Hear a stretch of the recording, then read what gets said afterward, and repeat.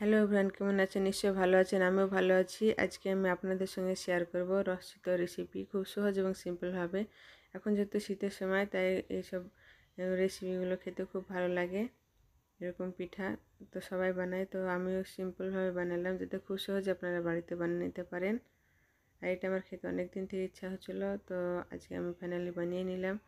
তো রেসিপিটা যদি ভালো লাগে লাইক করবেন, কমেন্ট করবেন, চ্যানেল যদি নতুন হয়ে থাকে সাবস্ক্রাইব করবেন।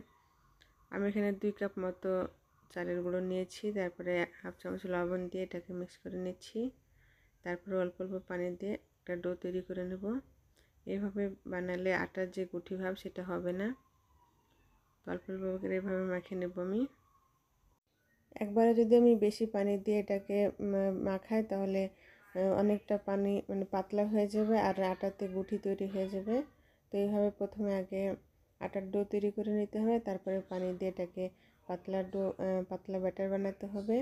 এবং এটা খুব পাতলা হবে না এবং ঘন হবে না, এরকম একটা ব্যাটার তৈরি হবে। তো এভাবে মাখিয়ে নিয়েছি, তারপরে এবার পানি দিয়ে আমি এটাকে পাতলা করে নেব। আর এটা এইভাবে করলে খুব তাড়াতাড়ি এটা হয় মাখানো। আর হাত দিয়ে এভাবে লুফে নিলে এটা খুব সফট হয়, চিতইটা খুব সফট হয়। তো আমি এটাকে ঢাকা দিয়ে রেখে দেবো 30 মিনিট মতো। আর আমি এদিকে রস চিতইটা তৈরি করে নেব। আমি এখানে 1 লিটার দুধ নিয়েছি। দুধটা গরম হয়ে গেলে গুড় অ্যাড করব। এখানে আমি নিয়েছি খেজুরের গুড়, খেজুরের রসের গুড়। এটা খেজুরের রসের গুড় দিয়ে বেশি ভালো লাগে খেতে। আর এখন যেহেতু শীতের সময় এই গুড়টা অ্যাভেলেবেল পাওয়া যায়। আর এটা একদম খাঁটি গুড়, আমার মায়ের হাতে তৈরি করা। তো আমি গুড়টাকে দুধে ভালোভাবে মিক্স করে নেব আর একটু জাল করে নেব ভালোভাবে। আর গুড়টা আপনাদের মিষ্টি অনুযায়ী আপনারা অ্যাড করবেন, যতটা মিষ্টি পছন্দ করেন সেভাবে অ্যাড করবেন। আমি এখানে 1 কাপ মতো গুড় দিয়েছি। তো এটা মিক্স হয়ে গেছে দুধের সঙ্গে। তারপরে এটাকে আমি ঢাকা দিয়ে রেখে দেব, একটু জাল করে নেব। তারপর আমি আটার গোলাটা আমি দেখে নেব এটা কেমন আছে, মানে পানি টেনে কতটা নরম হয়েছে। তো এখানে একটু পানি লাগবে, এটা অনেকটা গাঢ় আছে।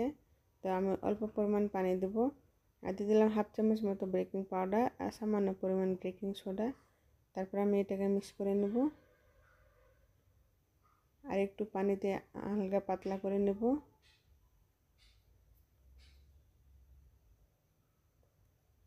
এইভাবে অল্প করে পানি দিয়ে এটাকে মিক্স করে নিতে হবে। আমার কাছে যেহেতু মাটির তাওয়া নাই, তাই আমি একটা ননস্টিক ছোটো কড়াই আমি এটা 1 হাতা দিয়ে দিলাম। তারপর আমি এখানে ঢাকা দিয়ে রেখে দেবো। ওটা যেহেতু একটু গাঢ় আছে, আরও একটু পানি আমি অ্যাড করে পাতলা করেছি, এরকম করে নিয়েছি।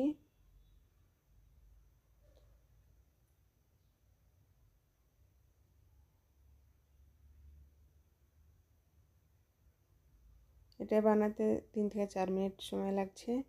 তো আমি একটা হয়ে গেছে, আমি উঠে নিচ্ছি। বাকিগুলো আমি সেম প্রসেসে বানিয়ে নেব।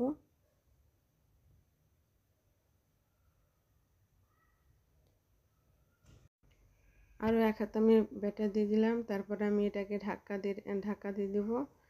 আর এভাবে আমি সবগুলো বানিয়ে নেব।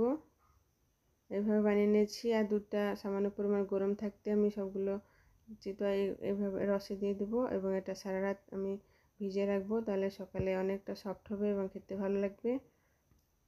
এবং একটা আমি আপনাদেরকে ভেঙে দেখাবো এটা কেমন হয়েছে। এভাবে কভার করে দেবো।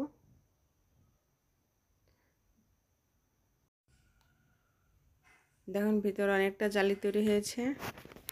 এরকম হলে খেতে অনেক ভালো লাগে এবং এটা শুকনো খাওয়া যায় গুড় দিয়ে। তো আপনারা এটা ফলো করে অবশ্যই বানাবেন, দেখবেন অনেক ভালো লাগবে। সকালবেলা আপনাদেরকে দেখাচ্ছি এরকম হয়েছে রস টেনে। তো ভিডিওটা কেমন লেগেছে অবশ্যই কমেন্ট করবেন, লাইক করবেন, চ্যানেল যদি নতুন হয়ে থাকেন সাবস্ক্রাইব করবেন এবং শেয়ার করে রাখবেন, যাতে খুব সহজে আপনারা বাড়িতে বানিয়ে নিতে পারেন। ভিডিওটা শেষ পর্যন্ত দেখার জন্য আপনাদেরকে অসংখ্য ধন্যবাদ। ভালো থাকবেন, সুস্থ থাকবেন, বাই বাই।